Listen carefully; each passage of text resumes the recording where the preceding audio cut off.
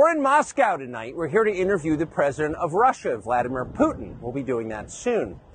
There are risks to conducting an interview like this, obviously, so we thought about it carefully over many months. Here's why we're doing it. First, because it's our job. We're in journalism. Our duty is to inform people. 2 years into a war that's reshaping the entire world, most Americans are not informed. They have no real idea what's happening in this region, here in Russia or 600 miles away in Ukraine. But they should know. They're paying for much of it in ways they might not fully yet perceive. The war in Ukraine is a human disaster. It's left hundreds of thousands of people dead, an entire generation of young Ukrainians, and it's depopulated the largest country in Europe. But the long-term effects are even more profound. This war has utterly reshaped the global military and trade alliances, and the sanctions that followed have as well. And in total, they have upended the world economy. The post-World War II economic order, the system that guaranteed prosperity in the West for more than 80 years, is coming apart very fast, and along with it, the dominance of the U.S. dollar. These are not small changes. They are history-altering developments. They will define the lives of our grandchildren.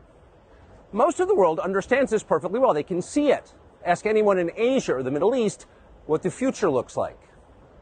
And yet the populations of the English-speaking countries seem mostly unaware. They think that as nothing has really changed. And they think that because no one has told them the truth.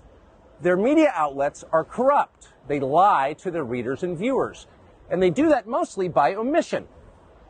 For example, since the day the war in Ukraine began, American media outlets have spoken to scores of people from Ukraine, and they've done scores of interviews with Ukrainian President Zelensky. We ourselves have put in a request for an interview with Zelensky, and we hope he accepts. But the interviews he's already done in the United States are not traditional interviews. They are fawning pep sessions specifically designed to amplify Zelensky's demand that the U.S. enter more deeply into a war in Eastern Europe and pay for it. That is not journalism. It is government propaganda. Propaganda of the ugliest kind, the kind that kills people. At the same time, our politicians and media outlets have been doing this, promoting a foreign leader like he's a new consumer brand. Not a single Western journalist has bothered to interview the president of the other country involved in this conflict, Vladimir Putin. Most Americans have no idea why Putin invaded Ukraine or what his goals are now. They've never heard his voice. That's wrong. Americans have a right to know all they can about a war they're implicated in, and we have the right to tell them about it because we are Americans too.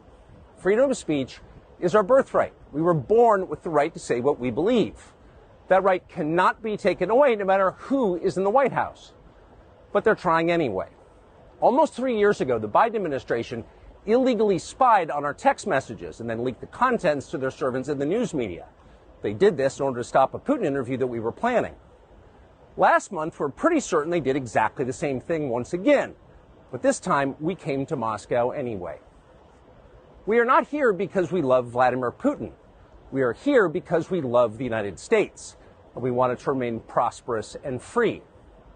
We paid for this trip ourselves. We took no money from any government or group, nor are we charging people to see the interview. It is not behind a paywall.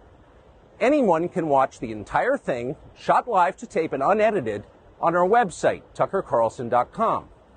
Elon Musk, to his great credit, has promised not to suppress or block this interview once we post it on his platform, X, and we're grateful for that.